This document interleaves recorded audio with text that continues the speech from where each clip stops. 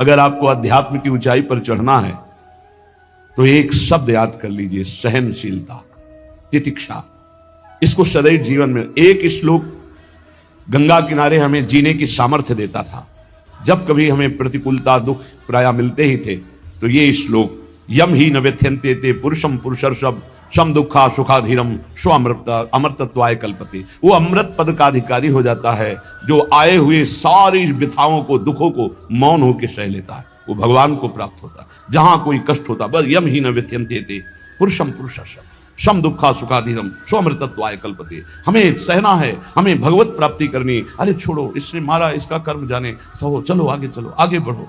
भूख प्यास गर्मी सर्दी मान अपमान दुख सुख, ये सब इस मार्ग के यात्री को मिलते ही है।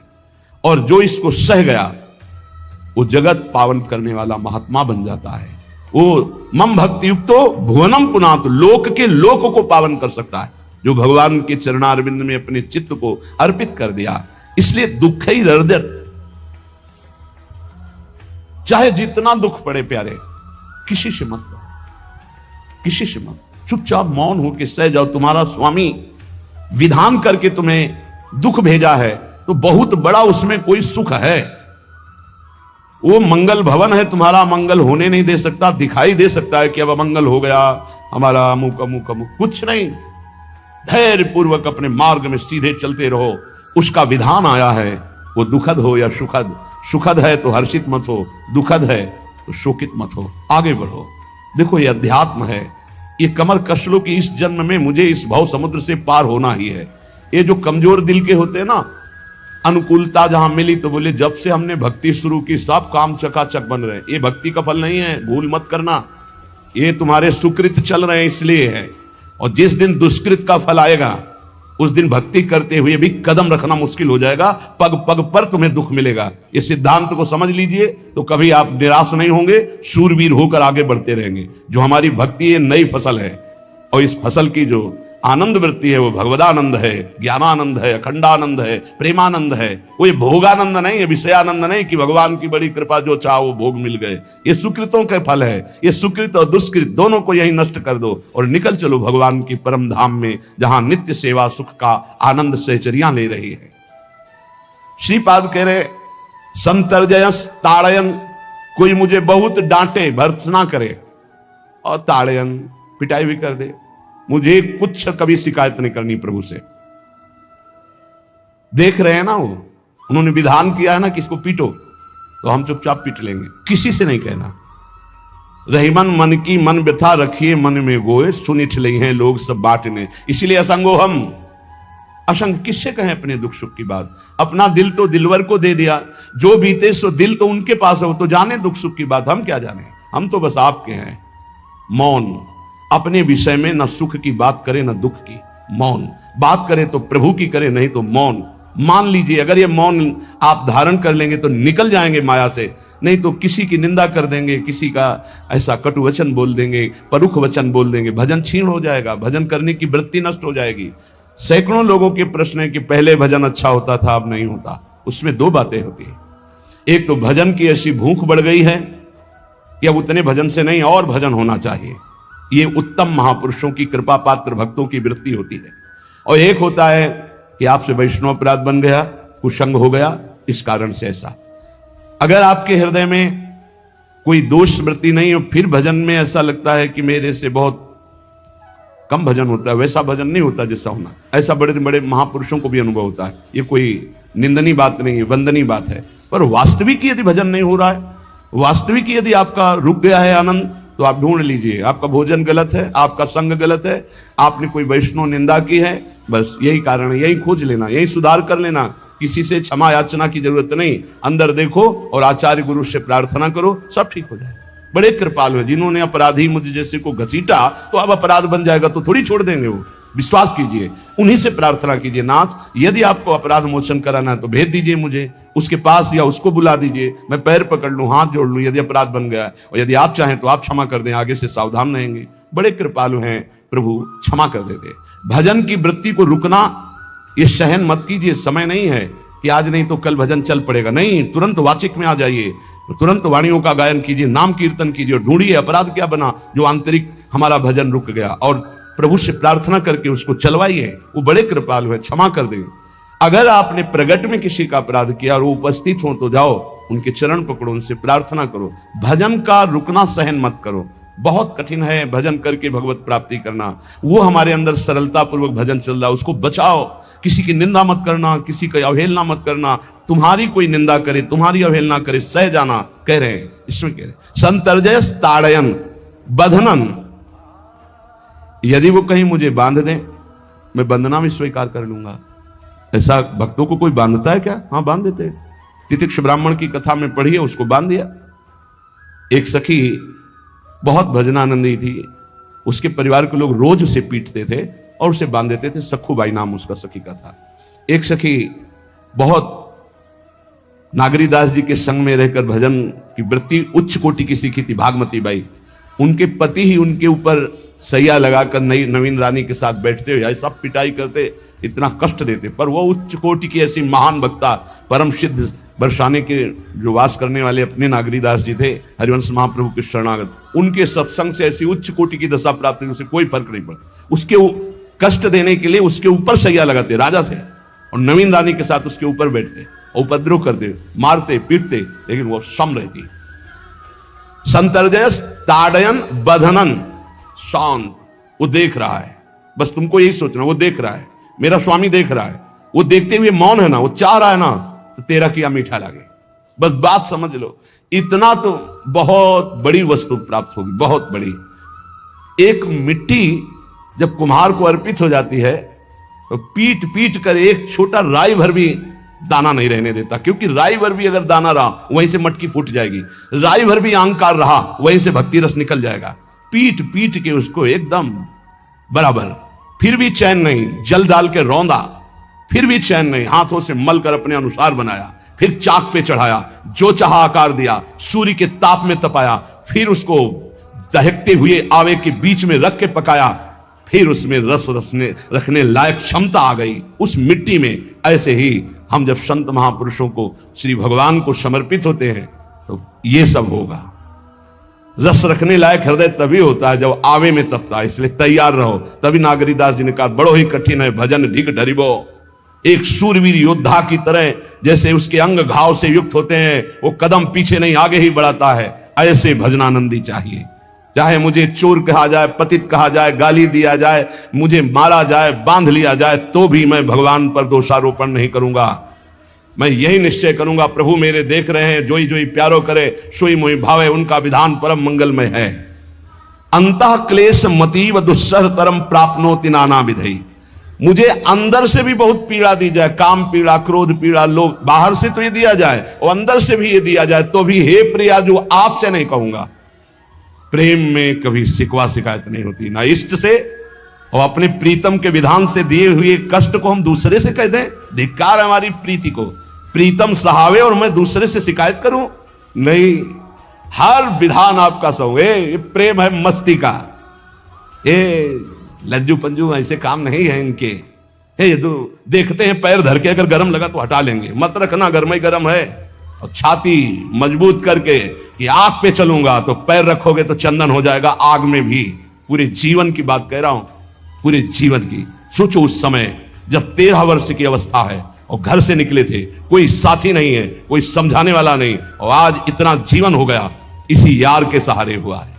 इसी यार, ना 1 रुपया कभी था, न रहा है, न रहेगा।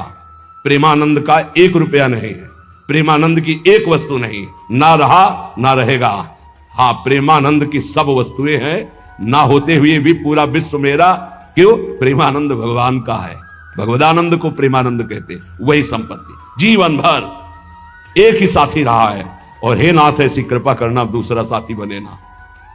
अब आओ तो मृत्यु रूप में ही आओ, और किसी रूप में मत आना। साथी हो तो आपका साथ हो, सर्वहरण करने वालों में मैं मृत्यु हूं, बस उस रूप का इंतजार है। आओ उस रूप में और समेट लो अपनी लीला। बस कभी किसी से शिकायत, कभी किसी ने कैसे हो, आनंद है। नहीं सुना है किडनी खराब है तो सुना ही होगा, कोई दुख नहीं, कोई दुख नहीं। वर्तमान दुख वर्तमान के आनंद से बहुत छोटा है। क्या दुख है? स्वामी के द्वारा दिया हो। ये आप हमारी प्रार्थना मान लीजिए, इस मार्ग में चलने पर जो दुख मिले कभी किसी से कहना नहीं, नहीं तो प्रीति में कलंक लग जाएगा, वो तुम्हें प्रभु से हटा देगा। नहीं, रहीमन मन की मन व्यथा रखिए मन में गोए, सुनि चले है लोग सब बाट न लिए। ये भगवत मार्ग सूरवीरों का मार्ग। कभी अपनी आंतर व्यथा को किसी से मत कहो। जीवन में अगर कोई हमें कष्ट दे रहा है तो हमारा कर्म है, ना कि कोई व्यक्ति। ये बिल्कुल सिद्धांत तक चर्चा समझ लो। वही व्यक्ति जो मुझे द्वेष करता, वही व्यक्ति जो मुझे कष्ट और दंड देता, वही व्यक्ति प्रणाम करके छाती से लगाकर आंसुओं की धारा से अभिषिक्त किया, तो वो व्यक्ति था या कर्म? जब कर्म भोग हो गया तो वही हृदय से लगा के अश्रुधारा से क्षमा कीजिए, बहुत ऐसा नहीं, आप तो बड़ी कृपा की। व्यक्ति कभी कष्ट नहीं देता, मेरा कर्म उसके ऊपर सवार होकर मुझे दंड देता, इसलिए मैं किससे कहूं? अपनी जबान से दांत कट जाए तो किससे कहूं? ये जो दांत, इससे जबान हमारी पीड़ा को किससे कहूं? अपने हाथ से चोट लग जाए किसको कहूं? ऐसे सब आत्मा स्वरूप हैं, हमारा कर्म ही उनके ऊपर सवार होकर हमें दंड दे रहा है। इसलिए भाई श्रीपाद का सिद्धांत जो कह रहे कि अगर भगवत प्रेम प्राप्त करना है तो मुंह बंद। 22 बाजार में कोड़े मारे गए, एक बार भी श्री कृष्ण से नहीं कहा। पूज्य भाई जी महाराज के जीवन कष्टमय, कभी श्री कृष्ण से नहीं। बाबा नहीं सह पाए, बाबा ने श्री कृष्ण से कहा, श्री कृष्ण चंद्रजू से, ये क्या है, इतना कष्ट क्यों दे रहे हो उनके शरीर को? मुस्कुरा दिए, बोले मैं नहीं दे रहा हूं, ये तुम्हारे कर्म का फल भाई जी भोग रहे हैं। ऐसा? बोले हाँ। सीधे अस्पताल गए, भाई जी से कहा ये आप हमारा प्रारब्ध क्यों भोग रहे हैं? तो कहा आज ये कौन सा खेल रच रहे हो बाबा, क्या बात कर रहे हो? जीव का अपना कर्म भोगना होता है, किसी और का निजीकृत कर्म भोग? तो उनका आप हमको बहका नहीं सकते, हमें परम तत्व से पता चला है कि आप हमारे कर्म। तब हंस दिए भाई जी और बोले देखो हमें कोई फर्क नहीं पड़ता, आपको फर्क पड़ जाता। आप चढ़ो, जिस साधना की चढ़ाई पर चढ़ रहे हो चढ़ो, मंगलमय श्री कृष्ण तुम्हारी यात्रा को पूर्ण करें। हम तो अस्पताल में पड़े पड़े प्रिया प्रीतम के साथ खेल रहे हैं, कोई फर्क नहीं पड़ रहा। ये बड़े महापुरुषों ने अपने कष्ट की तो बात जाने दो, दूसरों के कष्टों को लेकर भोगाए। हम जरा सा कष्ट आ जाए तो बोले हमारी अंदर श्रद्धा थी अब खत्म हो रही क्योंकि कष्ट आने लगा। उसमें भगवान का क्या दोष है? वो तो बड़े कृपालु हैं कि ऐसे पापात्मा होने पर भी मुझे महात्माओं का संग दिया, धाम का वास दे रहे, नाम जपवा रहे हैं। अब हमारे पूर्व प्रारब्ध हमें कष्ट दे रहे हैं, इस समय भी वो हमें दुलार कर रहे हैं। जीव समझता नहीं, केवल दोषारोपण भगवान और भगवत मार्ग पर कर देता है। इसलिए उपासक को अंतः क्लेशमति व दुस्सहतरम, ये जो आप काम क्रोध से जल रहे हो ना, ये तपस्या है, इसका बहुत बड़ा लाभ मिलेगा। और अगर भोग रहे हो ना, गिर रहे हो, पतित हो रहे हो, तो वो सुख नहीं, वो शांति नहीं, वो विश्राम नहीं है। तो एक बात ध्यान रखना, इस शब्द को याद रखना। ऐसे रहने पर भी हमारे द्वारा जो भी, वो हमारे स्वामी ऐसे लेते हैं, जन अवगुण प्रभु मान न काऊ, दीन बंधु अति मृदुल स्वभाव। कल शाम के पूज्य परमहंस राम मंगलदास जी की वाणी का चिंतन हो रहा था, उसमें कह रहे कि जो 30 मिनट भगवान नाम कीर्तन कर लेता, मेरी बात पर विश्वास रखना, हो उसको भगवत प्राप्ति होगी। 24 घंटे में 30 मिनट नाम कीर्तन कर लेता है और अन्य समय विस्मरण रखता है, तो 30 मिनट का नाम कीर्तन उसे भगवत प्राप्ति करा देगा। तुम्हें जो पाठ प्रिय हो 30 मिनट पाठ कर लोगे, भगवत प्राप्ति हो जाए कर लो।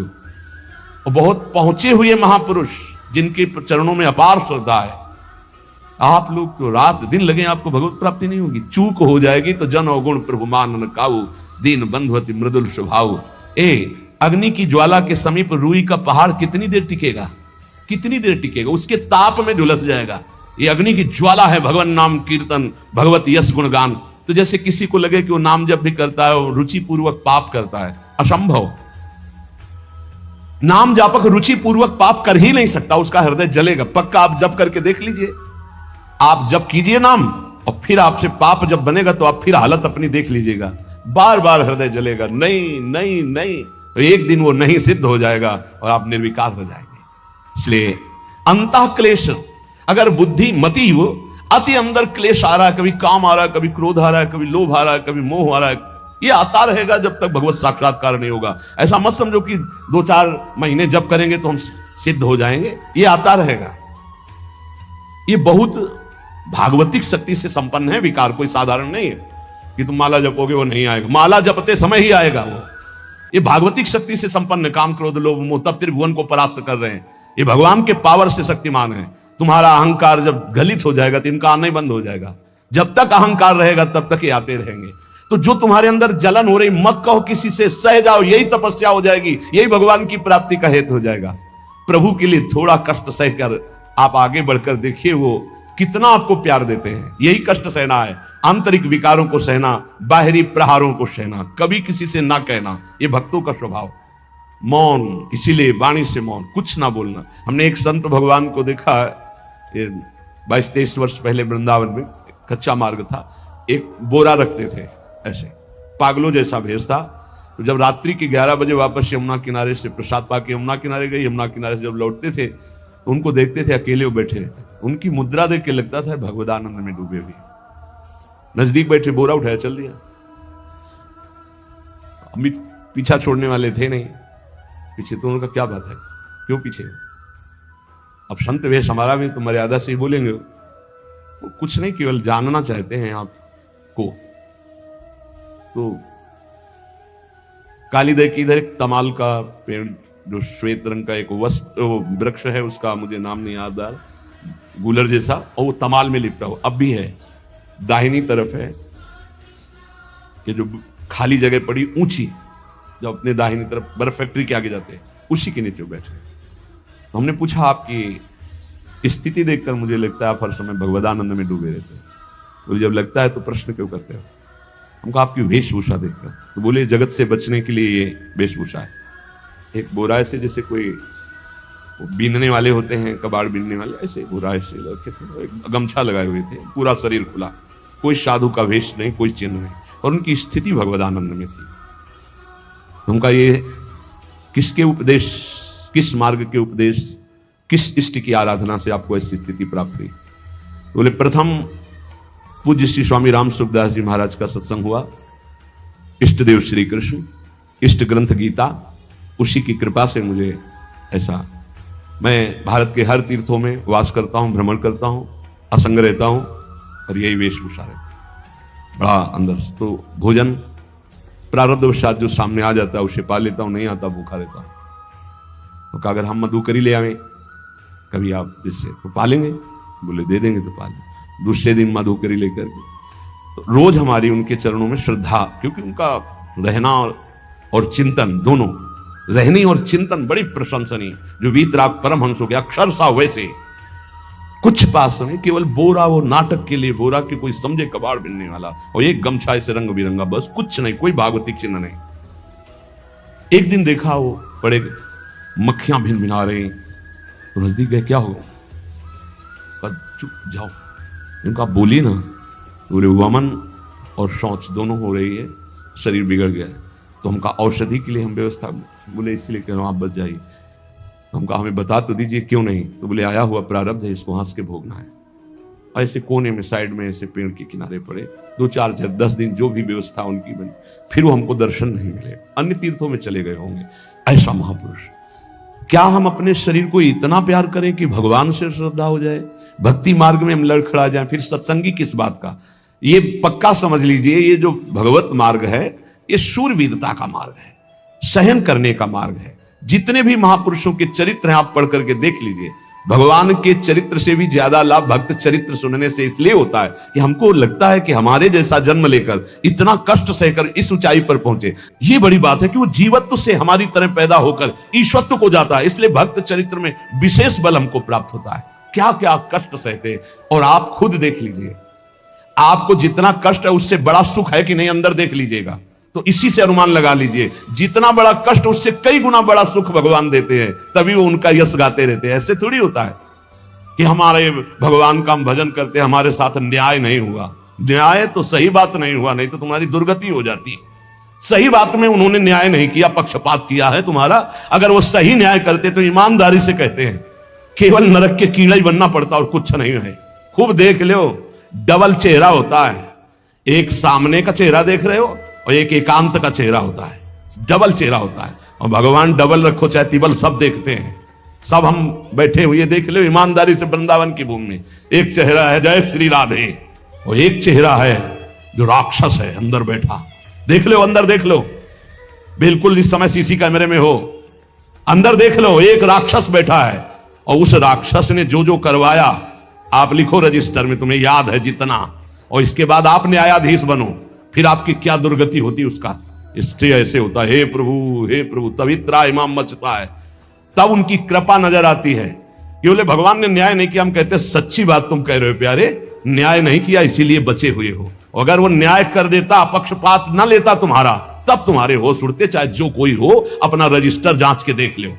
इसलिए कहते हैं कि सबकी जीवनी शुक्ल पक्ष की लिखी जाती है, कृष्ण पक्ष की तो केवल उसी की छाती जानती है, दूसरा नहीं।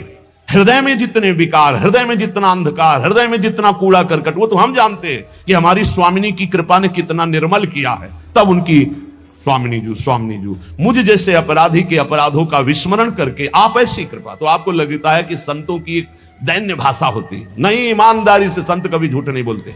जैसे कह रहे हैं कि मौसम कौन कुटिल खलकामी, तो अंतर यह होता है कि आंख में जैसे थोड़ा पड़े तो बहुत बुरा लगता है, और पीठ में इतना बड़ा तिनका चला जाए तो कुछ समझ में नहीं आता। संतों का हृदय आंख जैसा होता है, थोड़ी सी भी गलती में हाय हाय मच जाता है, धिक्कार है तुम्हारे जीवन को, अपने को तुम क्या समझते हो और क्या है तुम्हारे अंदर विचार। और जो मलिन अंतःकरण वाला था, भारी भारी पाप करके भी उसको पश्चाताप नहीं होता। संत जनों को एक पाप की जरा सी वृत्ति की आभास स्फुरना, वो पूरा पाप नजर आने लगता है उनको, क्योंकि इतना निर्मल हृदय होता है। तो सच्ची कहते हैं कि जैसे घोड़ों की लगाम पकड़े हुए श्री कृष्ण अर्जुन की बैठे हैं, ऐसे अपने भक्तों की लगाम पकड़कर बैठ जाते हैं, तो यात्रा अध्यात्म की ऊंचाई की चलती, किसी की सामर्थ्य नहीं। इसलिए सब भक्त ऐसे तो आपको मिलेंगे। जहां सामर्थ्य की बात है वहां केवल श्री भगवान की कृपा है। इसलिए बाहर की पीड़ा और अंतर की पीड़ा अपने प्रीतम के द्वारा दी हुई मानकर सह जाओ, तो आगे प्रीतम तुम्हारा स्वागत करने के लिए खड़े, पक्का समझ लेना, पक्का। और वो देंगे ये पीड़ा, क्यों देंगे? इसी पीड़ा में पता चलता है कि तुम्हारे मन की सुई किधर जा रही है। प्रताप राय जी महाभागवत थे, बड़ा चरित्र है। उनके यहां एक व्यापार चलता था कुल परंपरा से कि आपको अगर रुपए की जरूरत है तो आप अपना स्वर्ण आभूषण या कुछ रख जाइए गिरवी, और रुपया ले जाइए, और ब्याज से तो रुपया दे जाइए, और अपने मूल गिरवी ले जाइए जो रख के गए हो। यही उनकी कुल परंपरा से था। तो उसी के आधार पर वो कुल परंपरागत कर्म कर रहे थे, निरंतर नाम जब भगवत आराधन में मगन। अब नाम जब भगवत आराधना और ईमानदारी से कार्य, तो बड़ा सब खूब धन संपत्ति, बहुत आनंद, और भक्तजनों के खूब भोजन होते, भंडारे होते। तो जो चिढ़ने वाले जलने वाले लोग हैं वो जलते थे कि करता तो ये कुछ है नहीं, खूब जय जय मच रही है चारों तरफ, इसको नष्ट किया जाए। ये किसने बीज बोया? अरे बोले दुष्ट स्वभाव ने। नहीं नहीं नहीं नहीं, भगवान ने। किनको हुस्काया? डंडे को। क्यों? अब झंडा फहराओ मेरे भक्त के यश का। उनके हृदय में जलन हुई। वहां का काजी और मिल गए 3 लोग, और उन्होंने कहा कि इसको नष्ट किया जाए। बोले बस आप सहयोग दो, नष्ट तो पक्का। बोले कैसे? बोले प्लान तो सब हमारा बन गया है। अब झोली में कंकड़ भरे, प्रताप राय जी बेटी का ब्याह है, 10,000 मुद्रा चाहिए। बोले गिरवी? बोले है स्वर्ण मुद्राएं। अब वो इतने ईमानदार विश्वास, बोले बॉक्स रखा रहता है उसी में रख दो, दस्तखत करो, 10,000 रुपए लो, ब्याज से दे जाना, अपना ले जाना। थोड़ी देर बाद दूसरा आया ऐसे, फिर तीसरा आया, वो तो उनका व्यापारी था। 5 दिन बाद वापस आया और काम बन गया, ब्याज सहित ये रुपए लो, हमारा आभूषण वापस करो। बोले जहां रख गए थे वैसे उठा लो। बॉक्स से उठाया ऐसे, अरे देखो कितना नाटक करता है, माला जपता है, भगत बनता है, हमारे स्वर्ण आभूषण हटाकर कंकड़ पत्थर भर दिए। अब लोग तो आश्चर्यचकित हो रहे थे कि ये भगत जी तो ऐसे है नहीं। इतने में दूसरा आया, उसने भी वही नाटक शुरू। तीसरा आया, उसे अब तो पक्का हो गया कि पाखंड करता है। लोगों की श्रद्धा को कपूर कहा गया है। कपूर ऐसे बाहर रखो ना तो उड़ जाता है ना, ऐसे ही श्रद्धा है। अगर उसको आप मजबूती, विश्वास की मजबूती में नहीं रखोगे तो श्रद्धा उड़ जाएगी। अब तो सब कहने लगे कि प्रताप राय तो बहुत ही पाखंडी निकला। अब हाहाकार मच गया। इसके बाद काजी, वो तो सब मिले हुए थे, काजी ने बादशाह के सामने बात पेश की। काजी के इशारे से बादशाह ने हुक्म दिया इनको बंदी बना लिया जाए, सारी संपत्ति जब्त कर ली जाए। अब राज सैनिक बंदी बना लिए प्रताप राय जी को, सारी संपत्ति जब्त होने लगी। तो उन्होंने अपनी पत्नी से इशारे से कहा ठाकुर जी लो और भाग जाओ अपने मायके, ठाकुर जी को बचाओ। ऐसी स्थिति में याद क्या है? ठाकुर जी को बचाओ, उनका भोग राग चलता रहेगा, हम तो जेल में कष्ट भोग लेंगे। ऐसा ही हुआ। वो पीछे की खिड़की से अपने ठाकुर जी को लेके सब तहस नहस हो गया। म्लेच्छ सेना साहब नष्ट भ्रष्ट कर दिया, बंदी बनाया, उनको ले गए, जेल में डाल दिया। कुछ लोगों ने कहा कि महाराज अभी ठाकुर जी अष्ट धातु के हैं, बहुत महंगे हैं, उनकी पत्नी इसीलिए लेके भाग गई है। मायके से पत्नी को भी बंदी बनाया, ठाकुर जी को भी संपत्ति के रूप में जब्त किया, और जहां संपत्ति थी वहां गोदाम में ठाकुर जी को ऐसे जैसे संपत्ति डाल दी वैसे डाल दी। जब पत्नी नजदीक हथकड़ी बेड़ियों के सहित और वो तब एकांत जब हुए तो उनका प्रभु आज तक मैंने कभी आपसे मांगा नहीं और कोई शिकायत नहीं की, बस एक कष्ट है इस समय कि आपको गोदाम में डाल दिया गया है, हम प्राणों से अधिक आपको प्यार करते हैं और आपको भोग नहीं लगेगा, आपकी सेवा नहीं होगी, ये हम बर्दाश्त नहीं करेंगे। प्रभु कुछ उपाय करो जिससे आपकी सेवा, अगर हमें ये पता भी चल जाएगा कि आपको भोग लग रहा है तो आजीवन हम पति पत्नी को जेल में रखो, मुझे कोई कष्ट नहीं। प्रभु ये सब कुछ हुआ, मुझे कोई कष्ट नहीं, आपको भोग नहीं लगेगा, इस बात से मैं जीवित नहीं रह पाऊंगा। भगवान देर थोड़ी लगी युगल सरकार गलवैया दिए हुए, इस स्थिति में भी तुम्हें मेरी चिंता है, तुम्हें अपने अपमान की, अपनी संपत्ति जब्त की, अपने जेल की दुख की कोई चिंता नहीं, मेरी चिंता है। वही साक्षात्कार हुआ। अब तत्काल, अब वो तो चाबी बदलने वाले हैं ना, ज्ञानी मूढ़ न कोय जस जय का रघुपत करे तस ताही क्षण होए, बोले भियस महेश तब ज्ञानी मूढ़ न कोय। उस वहां का जमींदार जो था उसने कहा ऐसा हो ही नहीं सकता, यह सब गलत है, पाखंड रचा गया है प्रताप राय जी के प्रति। बादशाह के सामने विरोध प्रकट कर दिया, नहीं सही जानकारी जांच हो। बादशाह ने उन तीनों को बुलाया और कहा फांसी पे चढ़ा देंगे यदि सही नहीं बोलोगे। सही सही बोल दिया कि उसमें हम सोना तो रखा ही नहीं था, कंकड़ रखे थे। काजी की ये सब बात थी। काजी को दंड दिया गया, तीनों को बंदी बना लिया गया, प्रताप राय जी को पूरा नुकसान सहित सब अर्थ दिया गया और बड़ा सम्मान किया गया। फिर जीवन, ये घटनाएं भक्तों के जीवन में आती है किस लिए? भगवत साक्षात्कार कराने। भगवत साक्षात्कार जेल में प्रताप राय और उनकी पत्नी को हुआ। इसलिए उपासक को कितनी भी परिस्थिति कष्ट की आवे, वो तुम्हारे आनंद का वर्धन करने वाले बनेगी, विश्वास रख लीजिए। बस किसी से सहयोग मत मांगना और किसी को अपनी बात मत कहना। प्रताप राय जी ने किसी से भी नहीं कहा, कुछ भी नहीं बोले, केवल प्रभु से कहा कि आपकी सेवा अगर हमको कान में सुनने को मिल जाएगी कि आपका भोग लग रहा है तो मुझे कोई कष्ट नहीं होगा, लेकिन ये मैं नहीं सह पाऊंगा कि आप गोदाम में ऐसे, क्योंकि मैं जीवन भर आपको दुलार करता रहा हूं प्रभु। अब वही भगवत साक्षात। तुम्हारी सुई कहां जाती है? मन की। कष्ट की स्थिति में कोई मित्र, कोई रिश्ते नातेदार, कोई पावर काम आता है या भगवान की तरफ जा। अगर भगवान की तरफ तो जीत गए, और अगर संसार की तरफ ऐसे भी मिलने में आप बिल्कुल फोन कर देना, हम तुम्हें अमर कर देंगे, नहीं फाड़ के फोन नंबर फेंक देना कि हम रखेंगे भी नहीं ऐसा नंबर। जब कोई नंबर नहीं होता तब हरि का नंबर लगता है। जिसके पास किसी का फोन नंबर नहीं होता उसका हरि का नंबर लगता है। ध्यान दे दो, कलयुग है इसीलिए सबके पास नंबर भेज दिया है। सबके पास नंबर है क्योंकि हरि से फोन नहीं कर सकते। हरि का फोन जानते हो कैसा होता है? जब आर्थ होकर अनाथ भाव से असरण कोई नहीं मेरा, तब हा नाथ, वो फोन नंबर। भाव से मुझको पुकारे तो भाव से बेड़ा पार है, भाव पूरित टेर ही करती मुझे लाचार है। भाव बिना भगवान आवाजें नहीं सुनते, भाव सुनी पुकार भगवान नहीं सुनते। भाव कब आता है? बाजार में थोड़ी मिलता है। किसी से हमारा संबंध नहीं। ये जीतना है तो ये बातें पकड़ लो सत्संग की। कोई विपत्ति दुख आने पर अगर किसी का नंबर आपको याद आवे कि अगर हमें विपत्ति आएगी तो कौन सा नंबर याद आएगा? बोले अमुक का, उसको डिलीट कर दो। नहीं, अमुक का नंबर नहीं रखेंगे हम, श्री जी का। श्री जी का नंबर क्या है बताया तुम्हें? क्या है? बस कोई नंबर नहीं तो श्री जी का नंबर। हे लाडली, हे प्रिया, कोई है ही नहीं, अब अपना कोई है ही नहीं तो कौन है? सच्ची बताते हैं, एकदम नंबर। 1 घंटी में फोन उठा लिया जाता है, 1 घंटी।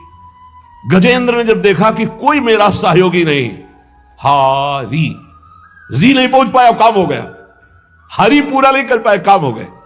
गोविंद यही प्रकट हो गए, वस्त्रावतार। ये नंबर है हरि का। जब तक पांडवों की तरफ, भीष्म की तरफ नंबर नहीं लगा, दांत तक पकड़ा नंबर नहीं लगा, और जब छोड़ दिया कहा गोविंद, बस नंबर लग गया। ये है भगवान को पुकारना, ये है भगवान तक आवाज पहुंचाना। कोई हमारा नहीं, यही तो हमारी साधना है। और यहां मार नंबर लिखे चले जा रहे हैं, व्यवहार बनाए चले जा रहे हैं, डायरी बनाए चले जा रहे हैं, इतने नंबर। अरे ये सब क्या करोगे? ये सब नरक पहुंचाएंगे नंबर। एक केवल हो हरि शरणम, बस सब काम बन जाएंगे। बोले नहीं, सहयोग होता है। इससे क्या सहयोग होता है? अगर बात बिगड़ जाए तो अंग रक्षक सूट कर देता है, और कौन? अंगरक्षक ही सूट कर देता है, अगर वो चाबी बदल जाए ना तो रक्षक ही भक्षक बन जाता है। किससे रक्षा चाहते हो? जो काल का भी शासन करने वाला है उससे रक्षा चाहो। देखो सच्ची बात, ये केवल प्रवचन नहीं कर रहे, हृदय की बात कह रहे। मान लीजिए मेरे प्रभु ऐसे कोई महान नहीं है, वो जिसको महान करते हैं वही महान हो जाता है प्यारे। ऐसे हाथ हटा ले तो सब हानि ही हानि है, कोई महान ही नहीं है, महान नहीं। वो हटा ले तो बस उन्हीं से महान है, ये सच्ची कहते हैं उन्हीं से बहाल है। दबी बात खुल जाए तो असलियत समझ में आ जाए, और वो जानते हैं, और वो जानते हुए हमें नमस्कार करवा रहे, प्रणाम करवा रहे, भोजन दिला। अरे जय बोलो उनकी। हमारे साथ भगवान ने क्या किया? अरे तुमने भगवान के साथ क्या किया? कितनी कृपा की भगवान ने। इतने अपराध का दंड जानते क्या होता है? पूरा जीवन बर्बाद हो जाए। और यहां पूरे जीवन अपराध कर रहे हो, जीवन आबाद किए हुए हैं ऐसे प्रभु के प्रति। ये हम इसलिए कह रहे हैं, जो कहते हैं ना हमारी भगवान पर श्रद्धा नहीं रहेगी तो तुम्हारे ऊपर हमारी श्रद्धा नहीं रहेगी। देखो ना कहां श्रद्धा लायक हो तुम, क्या हो तुम।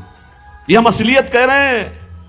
ऊपर से चिकना चुपड़ा, अंदर से सब गंदा होता है। भगवान बचावे, नहीं तो मना खष्टान इंद्रियाणि प्रकृति स्थान कर सती। दुर्गति वाले काम होते हैं, दुर्गति वाले। आप जो भी देख रहे हो केवल कृपा देख रहे हो। अगर वो कृपा हट जाए तो कुछ नहीं देखने लायक किसी में भी। जहां कहीं कुछ भी है वो मति की रति गति भूति भलाई। जब जेहि जतन जहां जेहि पाई, सो जानो सत्संग प्रभाव।